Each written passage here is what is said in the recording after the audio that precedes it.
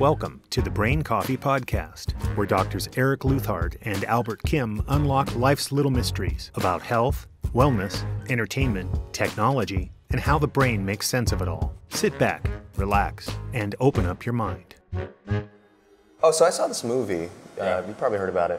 This Steven Spielberg directed this movie, Ready Player One. Yeah, I've been meaning to see that. Yeah, it's pretty good. Very in line with, I guess human-machine interfaces is kind of a big part of kind of what I do, obviously. You probably know the setup. It's basically this virtual reality space called the Oasis, which is a great name.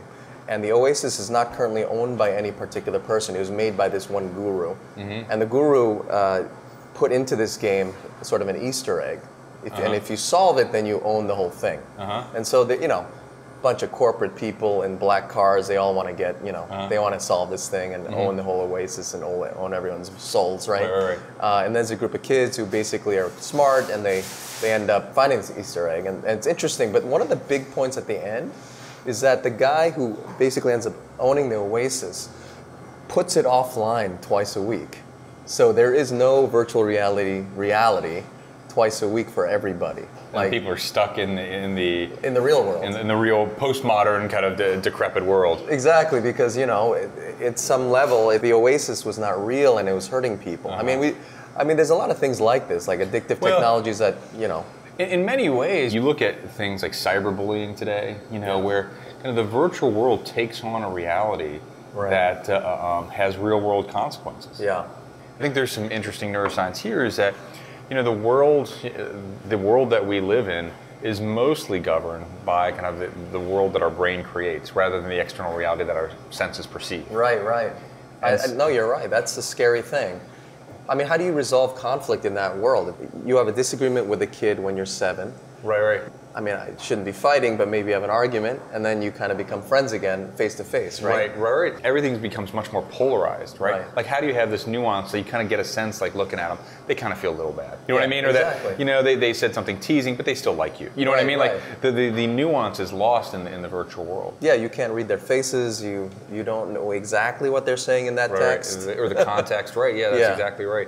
It gets at something also interesting, is when you look at, this is kind of diverging a little bit, but at artificial intelligence and how people can create these perfectly rendered virtual versions of stuff that never happened. Oh yeah, that's scary. And with fake news and like now kind of the ability to create truly believable fake content, it almost gets at this idea. I've been thinking about this term, like a quantum truth, like just like we've got quantum mechanics, for instance.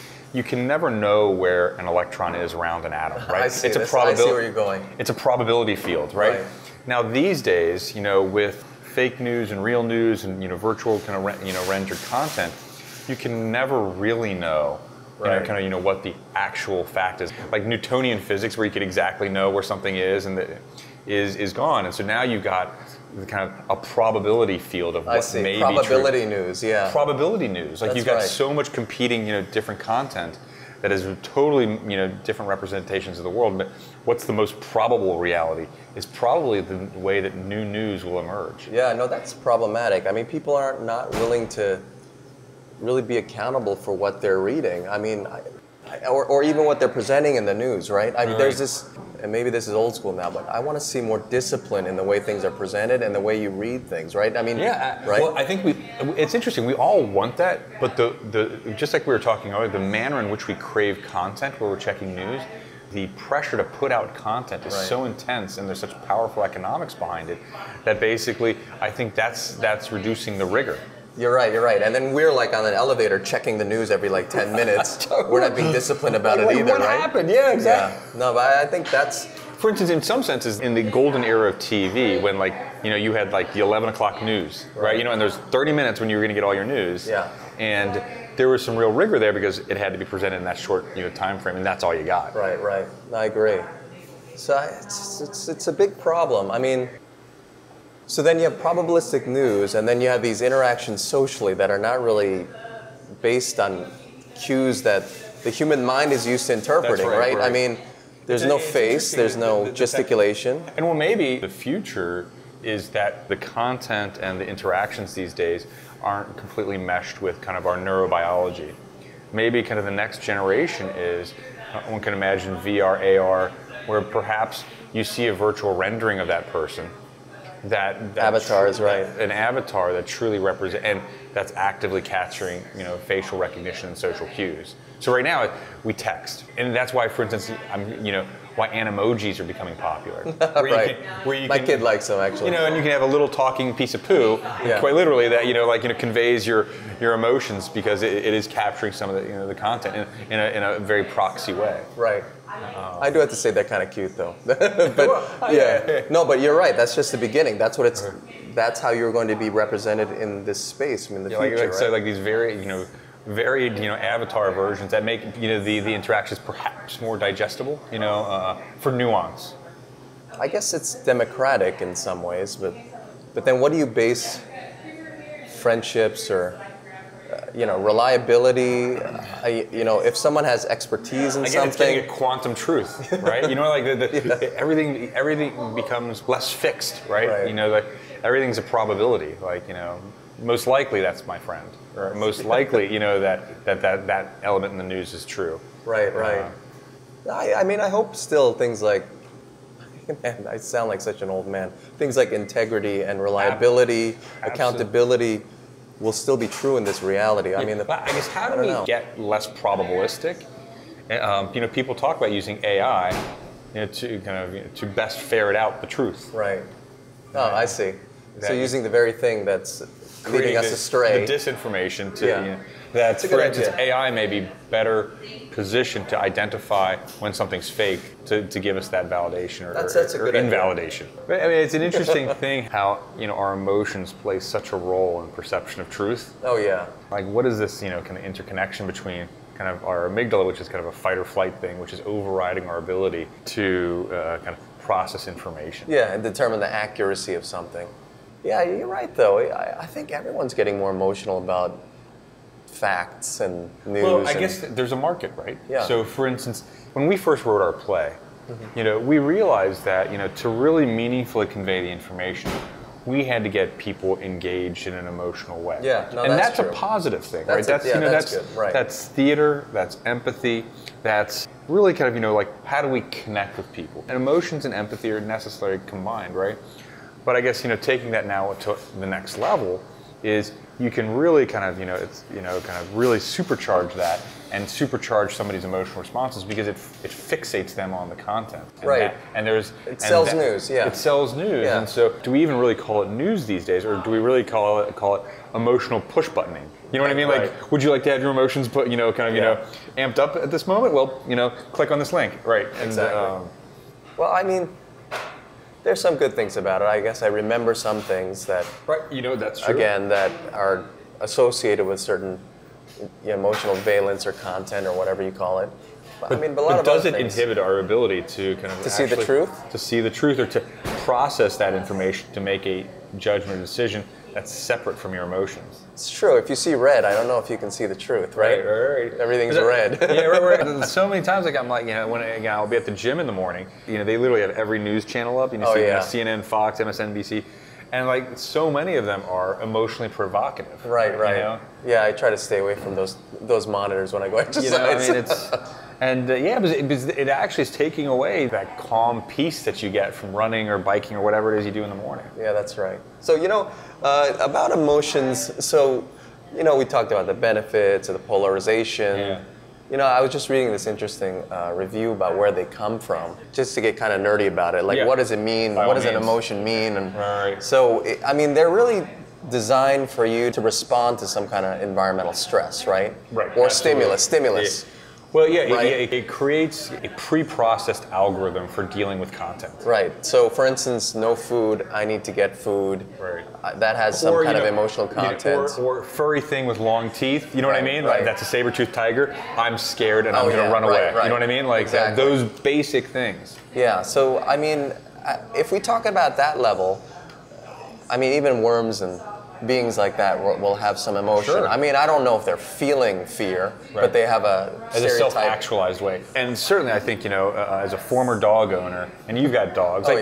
There's some proxy equivalent of emotions that you see there, right? Yeah, for sure. That there's a valence to their general demeanor for various things. They pee on the floor, they seem sad, and they recognize they're in trouble. Yeah, she's doing that a lot lately. Yeah. Right. No, but you're right. I mean, we can't prove that they're happy, but you're right. I believe that my dogs are happy sometimes when I look at their faces, and right. You know, I agree with that. Actually, that's been proven.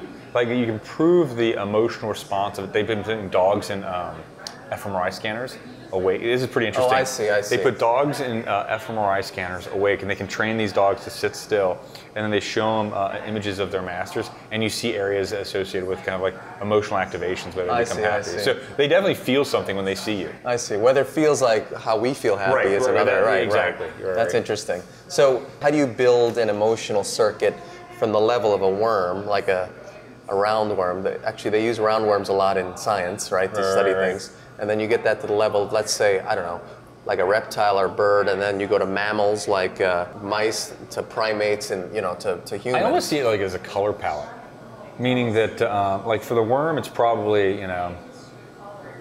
fear and desire, right? Like move towards things like nice moist soil. You know what I mean? Move away from the dry pavement. You know what I mean? Like, and as you move up the kind of the phylogenetic tree of kind of from more and more complex organisms, the emotional palette that you have becomes more and more complex. So, for instance, does a dog experience jealousy? Maybe, like, do humans? Certainly. Do primates? Probably. Yeah, probably. But I don't think a worm experiences jealousy. He's not jealous of his worm buddies. Right. No, you're right. It probably, at some level, it gives you some advantage at the evolutionary part of the tree that you're at. That's right. With peers, right? Right. Actually, I guess more complex emotions happen once the organism becomes social. Right.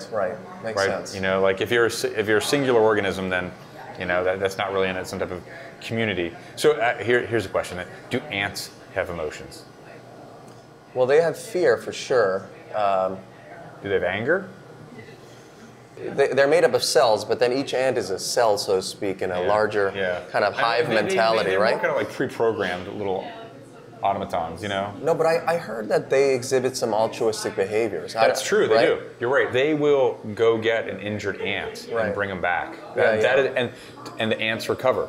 I guess it makes sense in some sense, if the whole colony can survive. But I don't know. There must be cases where that's not true. Like maybe getting that injured ant like lures the wasp in. Yeah, exactly. A whole bunch of frogs in or something like that. I don't know. Right. Yeah, no, that's interesting. So it can be on an individual level. It can be on sort of a hive level, almost like a colony level. So like is it almost like the colony an aware organism? Yeah, right. Exactly. I mean, it seems to act that way, right? Certainly does. One mass. It certainly does.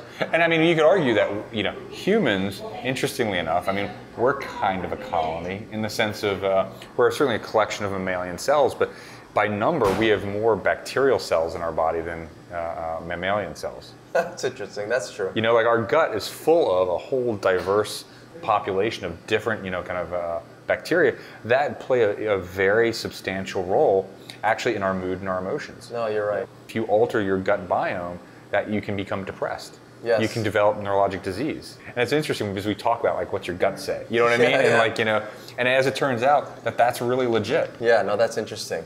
It's just looking at a different level. If you look at humans as ants, for instance. I mean, now this gets interesting. Yeah, that we do have mob mentality, and So maybe to kind of expand that and push it a little bit, is a collective group of humans a self-aware organism? Like, so is the United States an organism unto itself? One could argue yes. Like, does it have to be self-aware to be an organism? I guess that's one. No, but it certainly has an information organizing system. Meaning, like if you think about the internet, you think about it preserves itself. Like for instance, just as we would be willing to take out our appendix to save our life, right. That we would the U.S. would go to war and sacrifice soldiers to preserve its existence. Yeah, that's true. I'm not sure if it's always self-aware, but I agree with you that it acts like an entity. It acts like an independent organism. Yeah. And so, for instance, if you asked any cell in your body, "What's your name?" it's not going to tell you Albert Kim. Right. Like you wouldn't say, "I'm the United States." Yeah, exactly. I mean, maybe there's some politicians who would, but Just speaking of the United States and patriotism, I just heard a funny joke. It's a bit random, but someone said that we should update the anthem. And why he's making this whole argument about why should a country have its own theme song like a teenager, and then the idea that we have to update ours because nobody uses the word spangled anymore is just kind of funny. Yeah. I'm going to make sure that at some point today I'll use the term spangled. Yeah, or maybe it should be like star-filled or star-studded Right. banner or something. Yeah, that's worth thinking about.